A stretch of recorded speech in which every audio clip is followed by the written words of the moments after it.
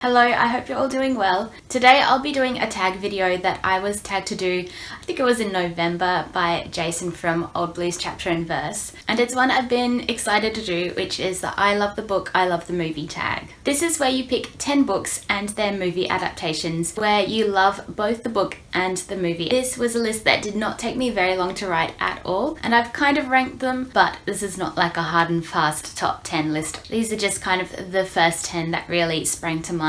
First up we have The Women in Black by Madeleine St. John, and this was made into a film a couple of years ago called Ladies in Black, directed by Bruce Beresford, one of Australia's more famous directors. I read the book a few years before the film came out and I absolutely adored it. As a very rare, just light and fun Australian novel, it's about a group of women who will work in a department store in the 1950s in Australia, and each woman is at a different stage in her life and it really nicely weaves their various stories all together. I found the film equally delightful. The film really captures that 50s glamour and has a particular sparkle unique to the Australian sunlight, but it doesn't shy away from looking at some of the issues that the book is talking about, from immigration to the education of women to whether getting respectably married is really what they want in life. This was the first film that I reviewed for work when I was lucky enough to get the gig at the newspaper I work for writing film reviews, and it also coincided with the opening of a new cinema in the city that I go to a lot now, so this film has a lot of fun memories connected with it. The next one is quite different. It is Room by Emma Donoghue. This is one where I saw the film first when it came out with Brie Larson. It's a pretty astounding film. The performance of the young boy in it, I forget his name, is quite incredible, and Brie Larson herself is always pretty incredible whatever she does. I think I read the book quite a bit later. Because it is such a harrowing story, it's not something you want to immediately jump into again, but also I sort of thought, well, knowing what happens, it might not have the same impact, but it completely had the exact same impact as watching the film, and I really think it's an astounding piece of writing. The way it's told from the perspective of the little boy is something that must have been so hard to pull off. I guess the only difference, having seen the film first, was that I believe when reading the book you're not supposed to quite know what's happening to them and you slowly work it out over time, which obviously didn't work for me, but it didn't detract from the book at all. Next I have I'm Not Scared by Niccolò Ammaniti. Again, I watched the movie first. I actually watched it in my year 11 English class. We were just studying the movie and I actually had no idea it was based on a book at the time. I've seen the movie a couple of times and it's just incredible. Similar theme in that it does involve a small boy being trapped, but this time you've got a more boy in the striped pajamas, a situation where there is another boy who discovers him and doesn't quite understand what's happening. The film is visually stunning. It's set amongst these amazing wheat fields that this group of children play in and run around in. You can just feel the baking Italian sun. It's also an incredibly tense thriller, and I have to say I didn't enjoy the book when I read it as much as I enjoyed the film. I felt the film was more successfully atmospheric and I thought the characters were more pronounced in the film as well, but I did still enjoy this book. Next I have Never Let Me Go by Kazuo Ishiguro. Again, I saw the film first before I read the book, which again detracts from the book where you're not quite sure what's happening at the beginning and you slowly kind of work it out.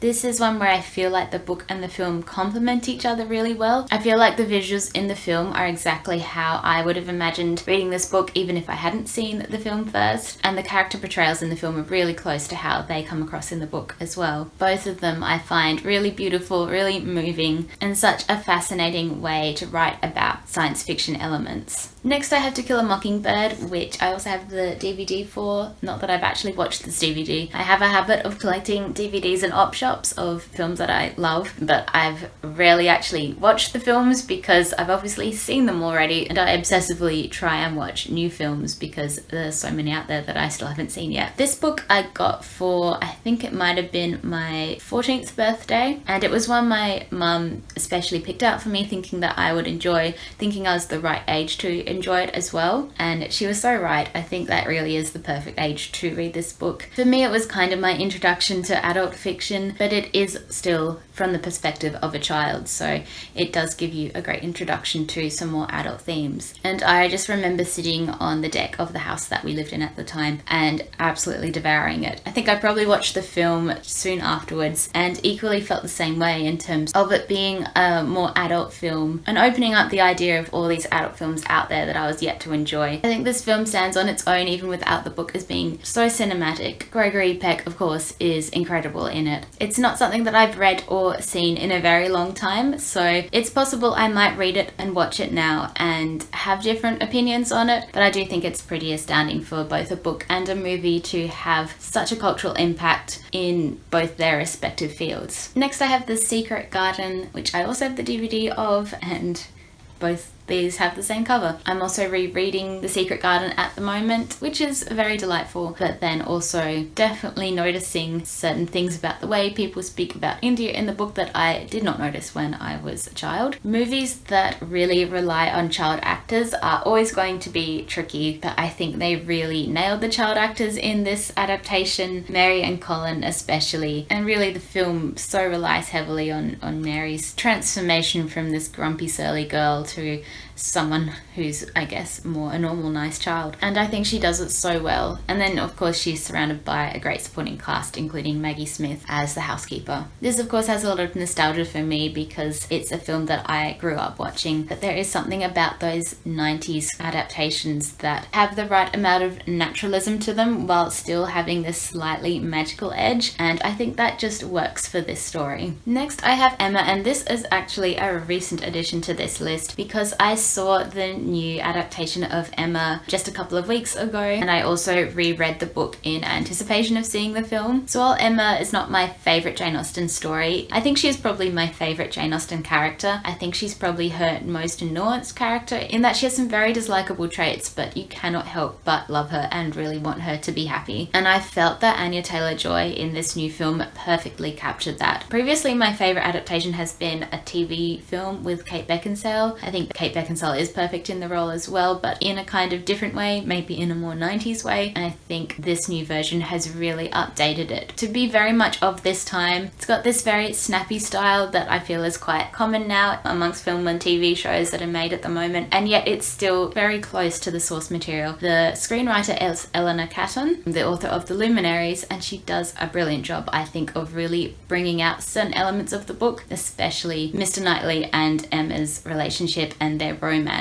The dance scene in this film has the most sexual tension I've ever seen. In my reread, Mr. Knightley came across as kind of boring, and Johnny Flynn, while still remaining true to that side of Mr. Knightley, like he is kind of a grumpy 30-year-old guy who just wants to be left alone on his farm, he also has so much more humour to him. He just really puts a bit of life into Mr. Knightley, and that part of the story is so brilliantly done in this adaptation. I don't think the new version will be for everyone, especially because a lot of us will have a lot of nostalgic feelings about the 90s adaptations, and it's only as we're getting new adaptations of these classics now that you really are able to see how the 90s has its own style and has its own way of adapting things that would not work if you tried to replicate them in a film today. It's kind of exciting to think that slightly more experimental adaptations will be made of other classics in the future as well. At number 3, I have Howard's End by E.M. Forster. I remember picking this book up in an op shop, having only really known A Room with a View from E.M. Forster, and I hadn't read that book at the time, but I'd seen the film adaptation a few times. I just adored this book. I had the best time reading it. Having read a good portion of the most famous classics going around, it was such a delight to come across one that I really didn't know anything about. So every aspect of the story was a surprise for me, and I just loved the Schlegel sisters. I loved their family. I loved all the discussions of class in this book, and as soon as I finished it, I went and watched the film adaptation with Emma Thompson, Anthony Hopkins, and Helena Bonham Carter, and I loved that as well. Though more recently there's been a TV adaptation, and I have to say I think I prefer the TV version. The whole romance between Mr. Wilcox and Margaret wasn't quite clear to me when I first read the story, and I think having watched that TV adaptation a few times, I kind of understand it a little bit more, but that's what I love about this story and about both adaptations, is that there's so much in this story that you will discover new things on multiple viewings and multiple readings. At number 2, I have Little Women by Louisa May Alcott, and the film adaptation I'm picking for this is the 1994 version. I have to say, as much as I didn't hate the new version, I didn't love it either. There's something about Greta Gerwig's films, that was the same with Lady Bird, that just leave me feeling cold, and I have absolutely no idea why. So the 1994 film adaptation still remains my favourite. I love Winona Ryder as Jo. I love Susan Sarandon as Marmee. I think all the things that have been discussed around the new adaptation were kind of successful in the 94 version anyway. Probably my only qualm with the 94 version is that I do find grown-up Amy a little bit bland, especially compared with Kirsten Dunst, who's just impeccable as young Amy. I'm pretty sure I read this book before I saw the film version, but I can't really remember because both of them I read and watched when I was really young. I related to Jo so much, as does everyone really, and I have such a strong affection for both the book and the film. So at number 1, I have Howl's Moving Castle by Diana Wynne Jones. I think I watched the film version of this before I read the book. I remember when I first saw the film, it was at an outdoor cinema at Kings Park. This was when I was about maybe 11 years old. We went with our family friends and we had a picnic. I remember it so clearly because it was the first film where when they kiss at the end, I was actually quite delighted about it and didn't instantly get grossed out by it, as you do when you're a kid and you see people on screen kiss. It probably was after I saw that film that I went to read this book and then read a lot of Diana Wynne Jones's books. But this one in particular has always been the best one and my favourite one. The fact that the main character is an old woman for the majority of the book is fascinating in a kid's book or a YA book. It really delves into the idea of age and